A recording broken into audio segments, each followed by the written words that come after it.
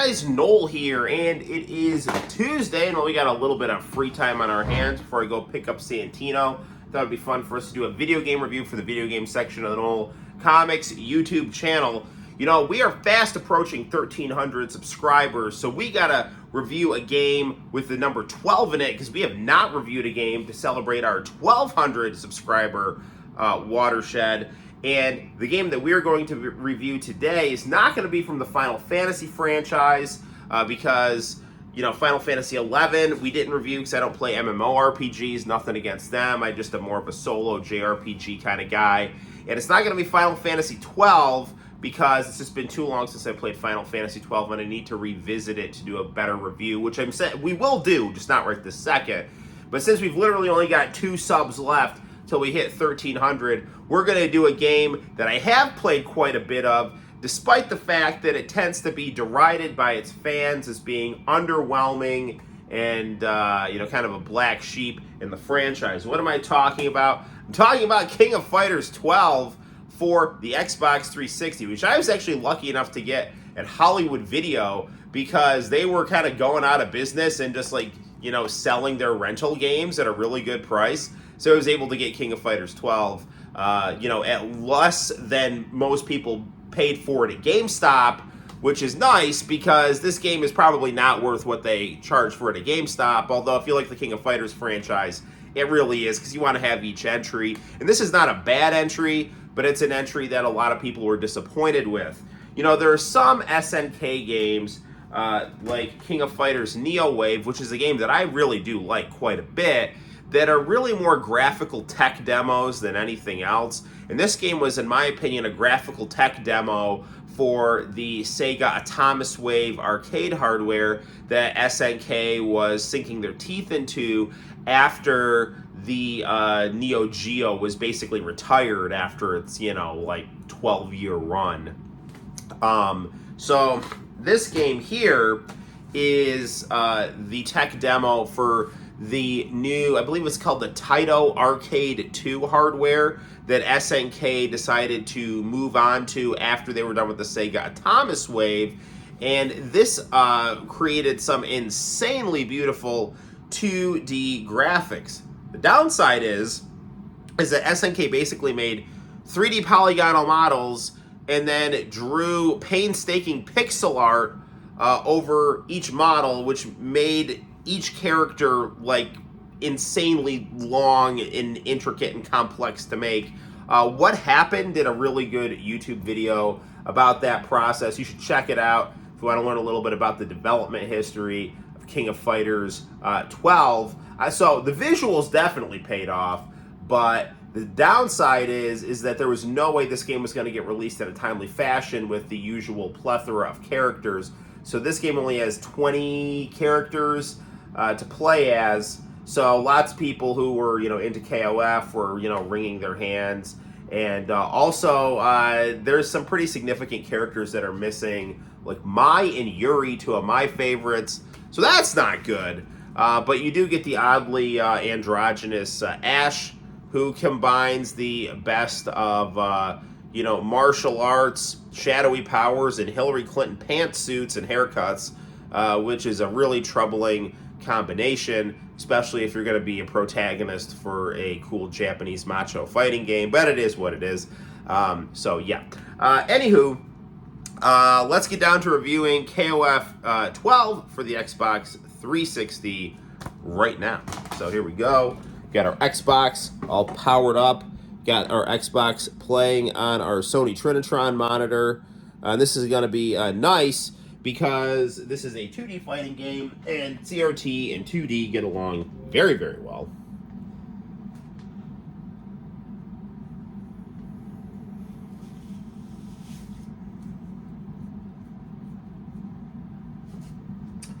On the topic of Hillary Clinton and her ghoulish persona, Ash, he's from a group of shadowy evil people from another dimension.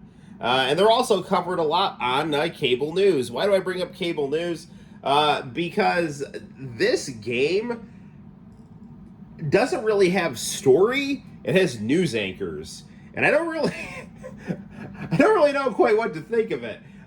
Because, you know, most King of Fighters games, you know, they'll have like interludes where there's, you know, story and, you know, various KOF teams fighting the final boss. This game is not like that. Basically, what you have is you have some really cool anime news anchors covering the King of Fighters 12 tournament, and, you know, they'll talk about the rules and talk about the winners. And that's pretty much it. Like, that's all you're really going to get in terms of story. And the problem is that this game is kind of positioned as like a dream match game, but you can't really have a dream match game if you don't have a wide array of characters. So again, this falls into the tech demo that is then given a franchise label title to, you know, essentially, I think, boost sales. Because everyone's going to be like, hey, I really want to get King of Fighters 11, not King of Fighters tech demo for Taito arcade hardware. So it's all really in the positioning of things. But here's your, you know, main menu screen, very Facebook-esque, you know, with the blue and white, and not much going on. But again, it is what it is. I don't really mind it. It's not that it's pretty. So let's go to our character select screen, and here we go. For that, we have the rules of the tournament being explained to us. We have 3-on-3 matches. By the way, if you want this in English, you can also have it in English, but I prefer Japanese because I just like Japanese voice actors and all that cool stuff. You can also retry your time if you want to try to beat someone more quickly, which I guess since there's no story, there is kind of an 80s arcade style, like, hey, let me try to beat my score. One thing people have criticized about this game, and not wrongly, is that there are no team setups to the character select screen. So, you know, it took me a second, like, where the hell is Rio? Because, you know, like, Robert's up here, but there's no Rio. So we're going to go, Raiden is a new character to this game. So if you like Vader, you know, we've got you covered. So we'll go with Rio and Terry, who's back in his old get-up. No more Mark of the Wolves. And we'll go with Robert, go with normal. And there's no final boss in this game either. You basically just climb a ladder of a handful of 3-on-3 matches, and then you basically have a news anchor reporter saying, hey, this team is the winner, they did great, here's their time. And then you're on like a WWE style Titantron, and credits roll up as, you know, news anchors sit at a desk. Now, one thing about this game that you can do, and I like to do, is turn the brightness up, because with the graphical upgrade of the Taito arcade system, they can really do a lot with shadow. And they're really testing that out here. So, you know, there's a lot of shadow in this part of the stadium, but there's a lot of light in this part of the stadium. But if you don't turn your brightness up, you're not really going to be able to see the vividness and beauty of these graphics, which are really, really, really nice. They have Rio looking kind of like Akuma, which I think is a little odd, since Rio's personality is nothing like Akuma. But it is what it is. Or Goki for my Japanese viewers. By the way, some of my Japanese viewers have been requesting me to upload some more Bees content, and sadly I cannot upload some certain Bees videos like Hot Fashion because it's just getting blocked on YouTube. I tried to upload Bad Communication, and YouTube just wouldn't even process it. So, you know, I do have Easy Come, Easy Go, which I love that song deeply. So let's be thankful we have that, and I'll do what I can, but I think, you know, Bees doesn't really want a lot of their stuff uploaded, sadly, so. Gameplay is fluid and smooth as ever. And again, check out the insanity of the detail in the background of these stages here. Another thing that has been criticized about this game is there's just not a lot of stages. I think, again, you're only getting a handful of stages here. I don't remember the exact number, but it's not like where each team has their own stage based on, you know, the country they're from or anything like that.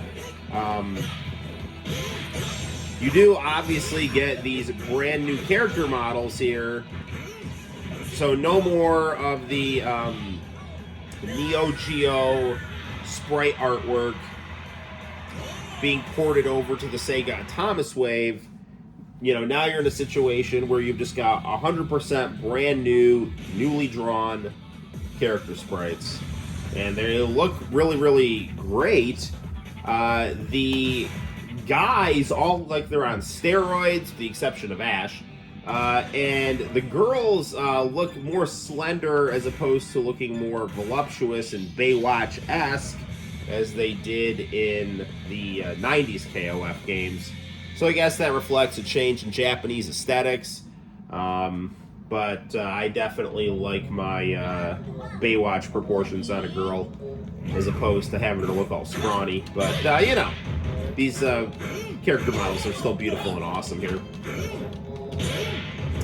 Music is a little underwhelming in this game. I would be remiss if I didn't bring up online play, which a lot of reviewers and players have talked about. It doesn't make any difference to me because I don't really play online. I just like to play, you know, chilling in my game room. I was an only child growing up, so I was all about one-player mode. Yeah, or I'd like go to my friend's house and just play next to him on a couch, you know, kind of thing. Apparently the online on this game was horrendous and had a lot of problems with even being able to get connected. And I believe, based on what I heard on YouTube, the PlayStation 3 version of this game required you to download a very large file to even play online.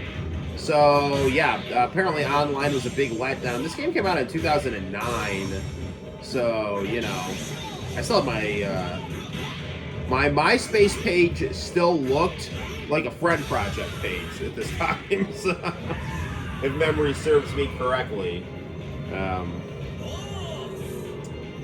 So yeah, Street Fighter IV just come out, so that was a lot of fun. I remember playing that, watching Music Station at my friend's house, bringing my Xbox 360 over, because I had the Xbox 360 and my friend had a PS3.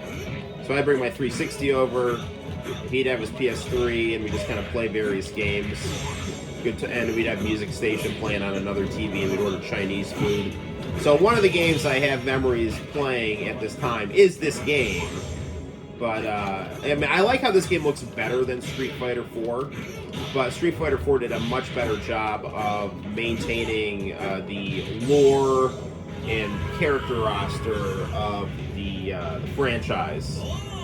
You know, where again, I hate to keep repeating myself, but this is essentially a graphical tech demo for the Taito arcade hardware with the KOF numerical entry label slapped on it to add prestige and purchase power.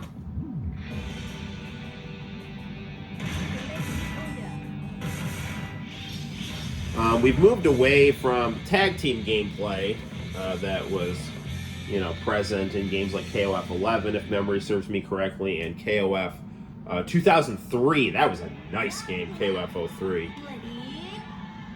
So, you know, we're just back to 3-on-3. This game's great. I love the background of this level here. Super vibrant and colorful. Now, we're playing this on a CRT monitor, so everything is nice and smooth and blended. But I have heard reviewers complain about how there's a little pixel jagginess when you play this on a 16:9 high-def monitor.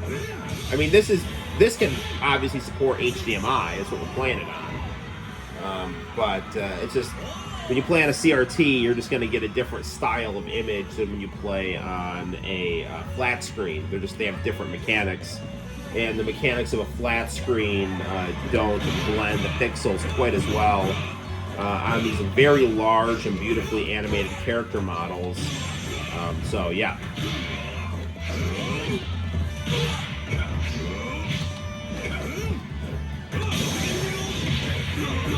Yeah, sorry, Iori.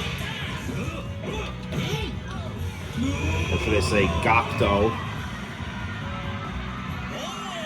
Us. As you would say in your jiu-jitsu class.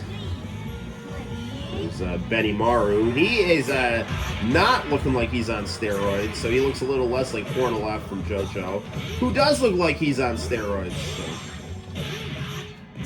You know, JoJo's Bizarre Adventure did go through the similar stylistic change of more macho to more slender and androgynous and stylish with the character design. So again, reflective, and I think the Japanese aesthetic. You know, stuff moved out of the 80s, where the goal was to look like Sylvester Stallone or Arnold Schwarzenegger, and then, you know, they went to the 2000s, where stuff was more like, look like you're in a fashion magazine. KOF 3ステージの模様です。各会場から中継でお伝えします。ご覧ください。この熱気。トライアルが終了した今も興奮冷めやらず。We got Bob Ross in the crowd right there. So that's impressive.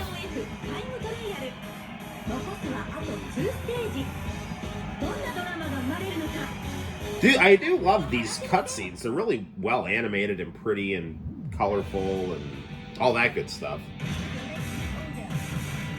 I mean, considering how painstaking it was to draw each character, it really does make sense how bare bones this game is.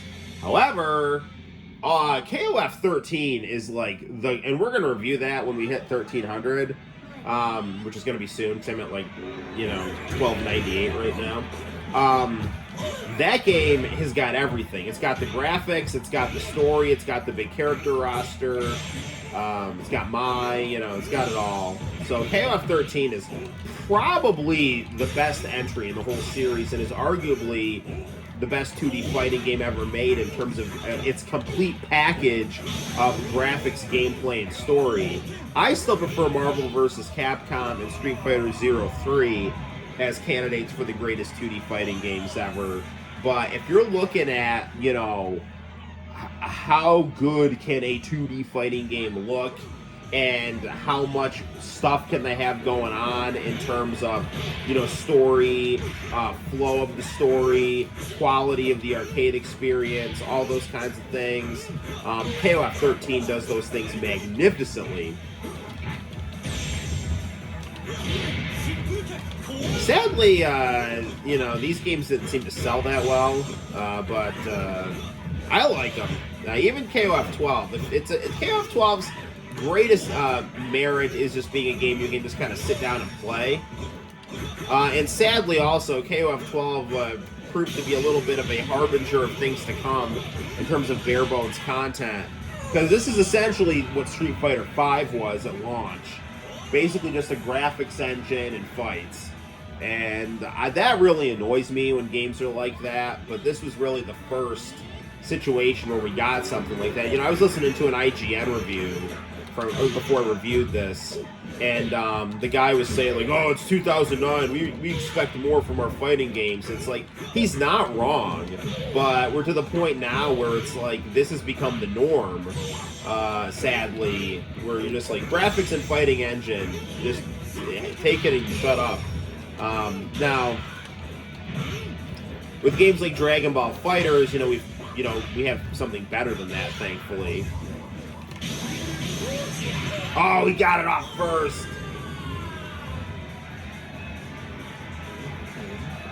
Look at that cute fat little piggy.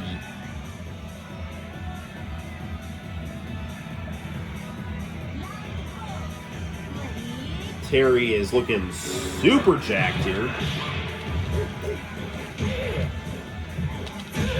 So again, not every fighter went with the fashion model style. Some of them went with the, just insanely roided up look, as Terry did. The Ikari Warriors team is even, like, worse. Not in a bad way, but they're just, like, so bloated with muscles.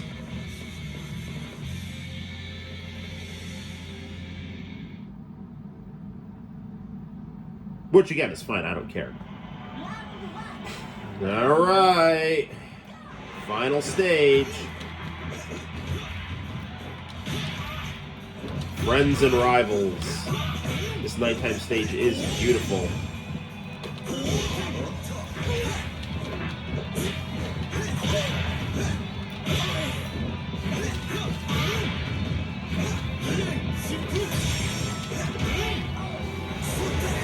I mean, again, if you're in a hurry and just looking for a game to sit down, pick up, and play, the brevity of the arcade experience, depending on your point of view, can actually be a benefit. But it just, when this is all you got, it's a little underwhelming. Not graphically, though.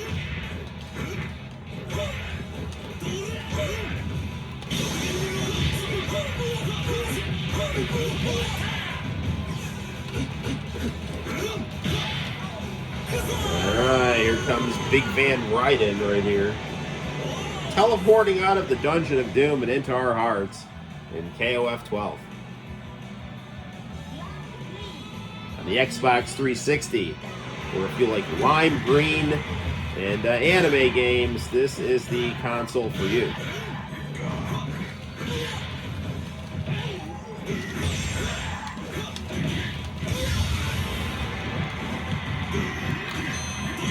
Darn it.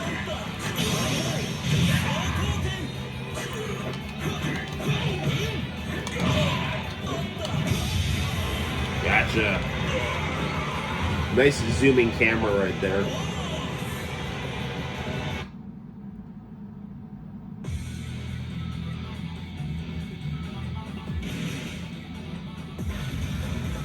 I'm okay with that time.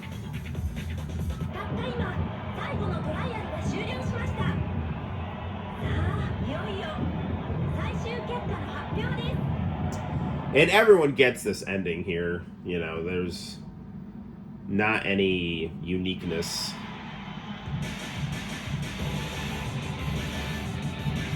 To character endings.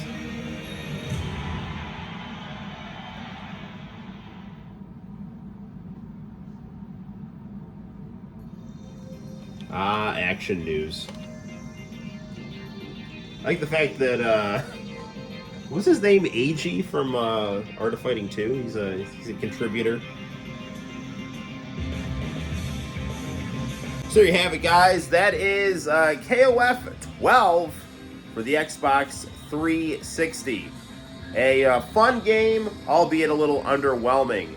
So let's get those 2 more subs, and we'll be able to review its much better sequel, KOF 13. Until next time, guys, my name is Noel. You take care. I'll be live streaming hopefully tonight, so tune in for that, and I will see you in the very near future. Bye-bye.